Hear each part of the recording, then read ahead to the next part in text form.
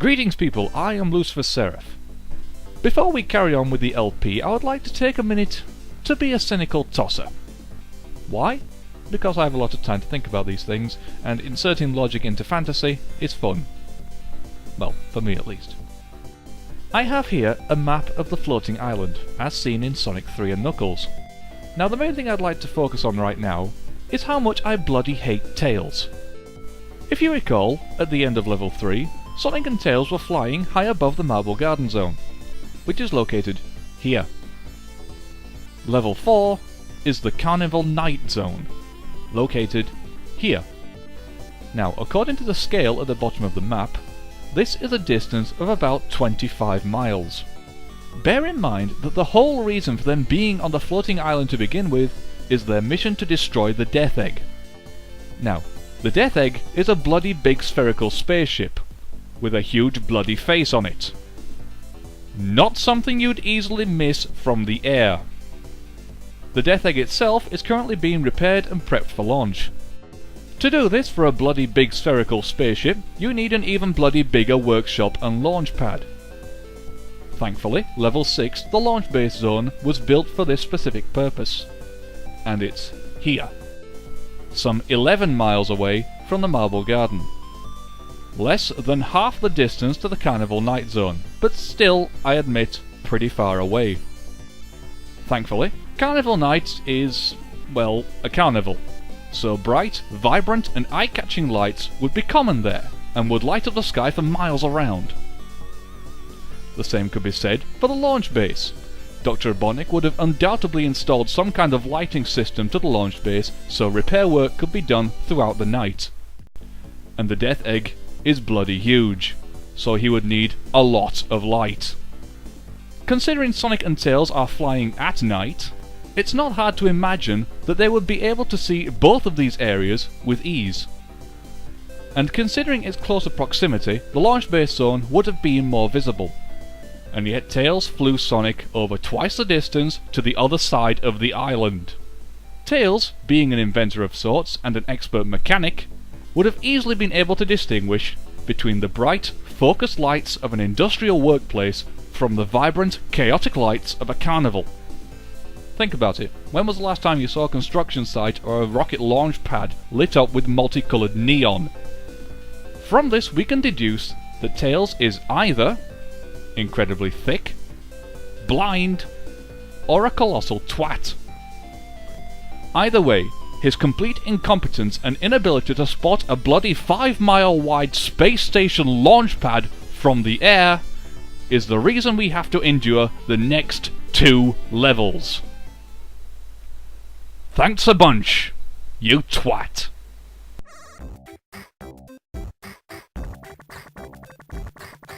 Yep, fuck you too. Okay, the Carnival Night Zone. This level's gimmick? Take the lights of Las Vegas, the melancholic sense of futile despair from Blackpool, half a kilo of the hallucinogenic substance of your choosing, and a healthy amount of cranial brutality. Mix it together and wire it into the national grid. Welcome to the Carnival Night Zone. My friends, we have clams. Clamor, known as shell star in Japan, isn't what you'd expect to see in a carnival. It's a cannon with eyes hiding in a shell. The spiky balls it shoots can be blocked by any shield. The best way to kill it? Spin dash to the jacksie. You spend most of this stage being levitated, sucked, bounced, blown, and even shot through the air. So taking a few seconds to see how different objects react to you, and how you can use them to your advantage, is the key to advancing through this level. Having a shield helps too. This level contains the infamous Barrel of Doom. But for now, we have this thing. And I've got no idea what the hell it's supposed to be. But it's a simple jump-on, jump-off affair, and I'll go into detail with it much later. These wind tunnels are used to propel Sonic to a higher level of the stage, or accelerate him to top speed. And no matter how hard you try, you can't run against the wind. So once you're through, you stay through.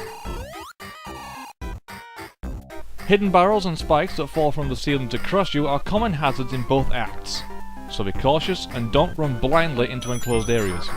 The Batbot has absolutely no imagination put into its name, but the Japanese call them halogen, so all is forgiven. The light bulb on this robot can harm you if you jump into it, but I've never had a problem with them myself.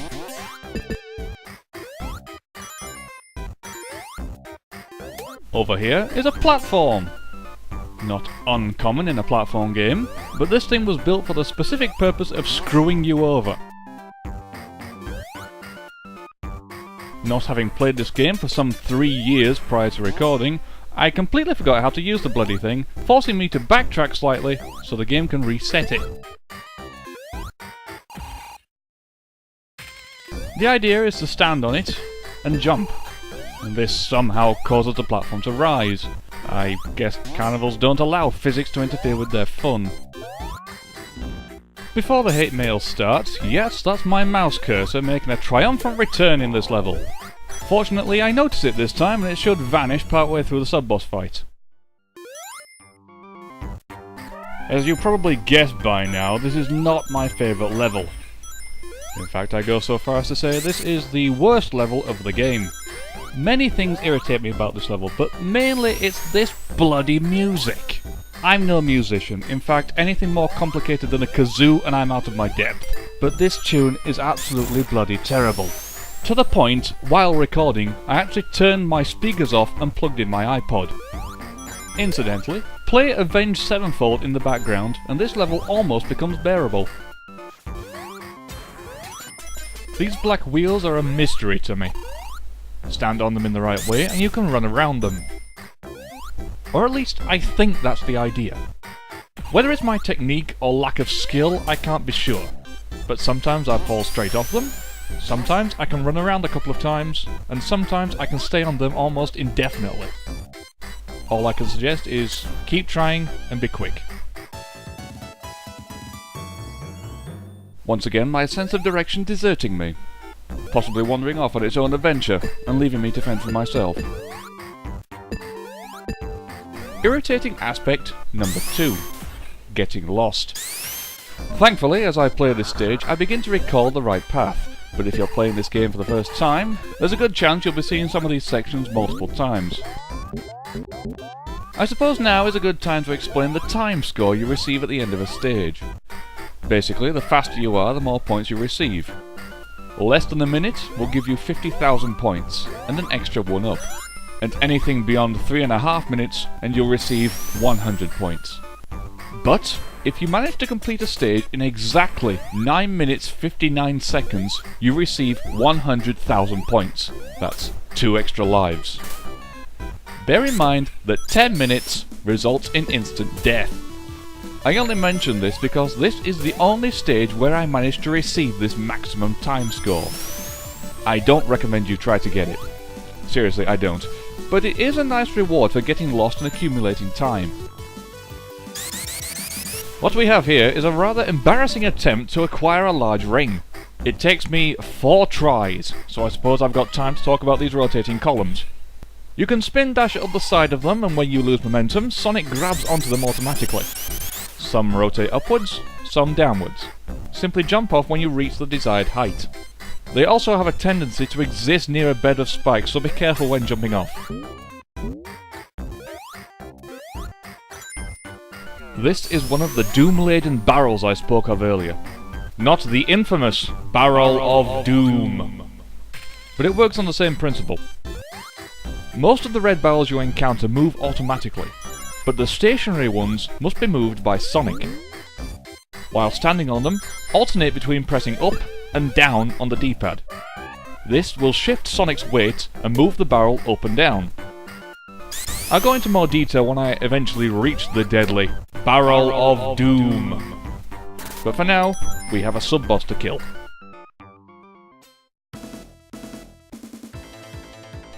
This thing is called Bowling Spin, and it's the weakest of all sub-bosses, taking only 4 hits to kill.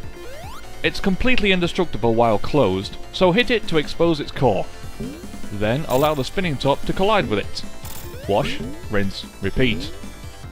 Bowling Spin can form a kind of electric shield around itself, hurting you if you jump into it, but the main threat is running out of battlefield. The spinning top is slowly destroying the floor. You fall through, you die. This can be a tricky fight, since the spinning top is flying around at random. But persevere, and bowling spin should go down pretty quickly.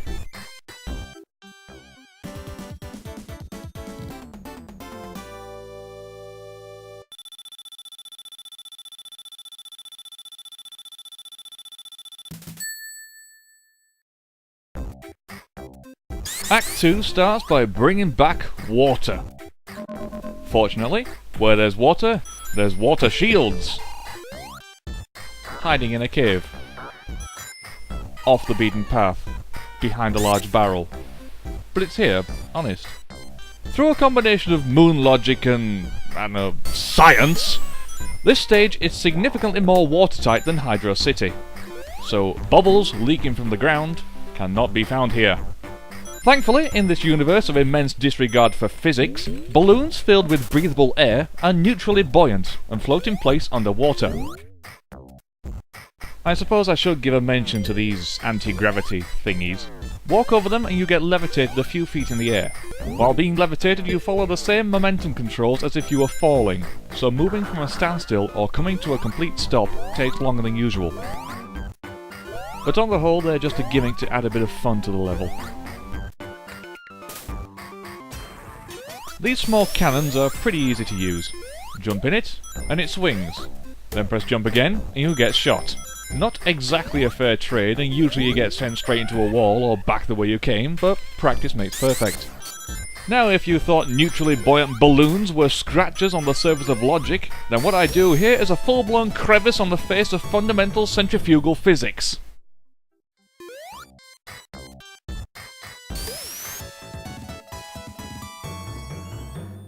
Ha! Suck it, reality. You probably noticed this before, but you get 10 points every time you hit one of these silver star balls. Which, by the look of them, were sick and tired of their lack of screen time in the special stages, and so decided to gate-crash the actual levels. Each one contains 100 points, and screws up your score counter every time you hit one. And so your OCD demands that you hit it 9 times more to restore the status quo of your score counter.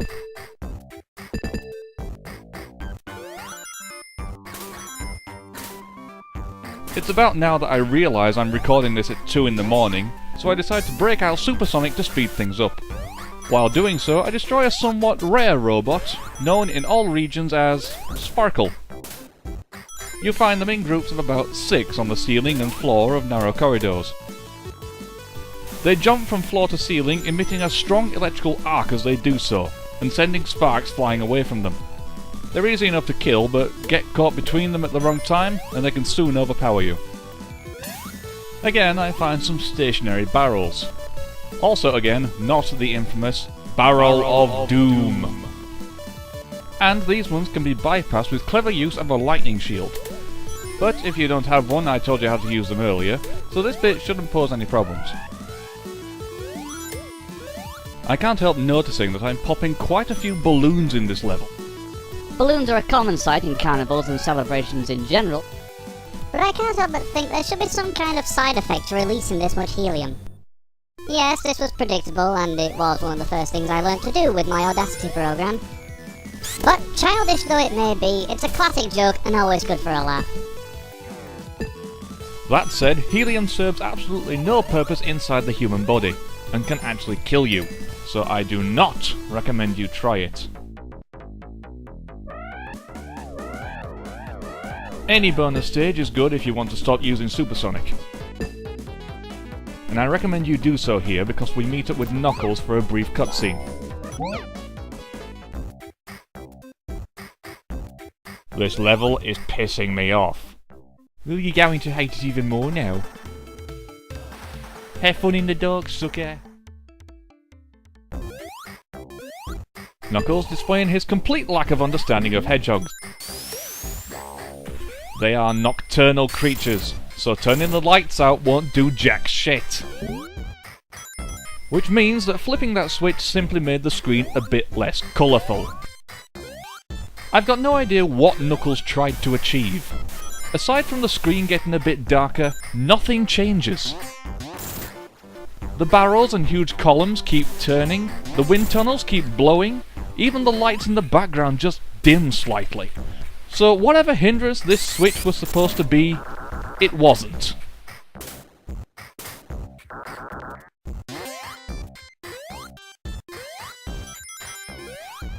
Oh, sweet Lucifer, I've just noticed how much video there is left. I have to talk over this lot. Bloody hell, this level is by far the longest yet. Oh yes, annoying aspect number 3. Too bloody long. I'm not sure if this is my personal attitude towards this level, or just because I keep getting lost, but this level takes ages. Now you understand how I managed to get the 100,000 point time bonus for this one. I'm sorry, I know you didn't come here to listen to me whine. Or maybe you did. I only know a few of you personally. Maybe you are here to watch me suffer, and listen to me get more and more aggravated as I have to enjoy even more of this music, and lose my way in a godless and overly neon nightmare. And I've got absolutely nothing against that. You are people of my own heart. Senseless padding aside, up here is a shortcut. Thank fuck for that. It skips a few hazards and chips about 30 seconds from your overall time. Just beyond this bit, you have to stand on a switch to turn the lights back on, and there's no way to avoid it.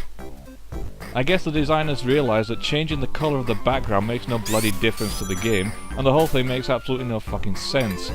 So they decided to make turning the power back on mandatory. I don't know about you, but I'm getting a sense of something dark, of something lurking in the back of reality, getting ready to pounce on the unsuspecting gamer. A visage of true evil that strikes pure terror into the hearts of men and gods alike. It's... the Barrel of Doom. Okay, let's be honest, it's a bloody barrel in a tube. It's about as doom-laden as a wet sock. But this thing caused a flood of complaints to Sega's head office. There is nothing in this stage that tells you how to work these things, and the ones you've encountered up to this point can be bypassed with some skillful jumping or a lightning shield. Now gamers were faced with operating a device they hadn't needed to before, and there's no way to get around it. I remember seeing a picture on Google Images about this. It's an image of Sonic and Tails sat on this thing, lamenting the fact that GameFAQs hasn't been invented yet. Always got a chuckle out of that. Sadly, we're now coming to the end of this stage. Yes! Finally! So, oh yeah, voices. Damn you and your nocturnal eyes! Try this instead! You're almost a bigger idiot than Robotnik. Sonic, old chap! Oh, for fuck's sake. This is my Graviton-mobile. What? Using the powers of science, I can drag you towards my beams of electrical death. Too bad it's not powerful enough to overpower me. Oh, bugger, I dropped my ball. Now's my chance. Haha, got you! Oh, fuck this. I say, you blackguard, that's cheating! Sue me, prick. I'll get you one day, you nocturnal nuisance. Done and done.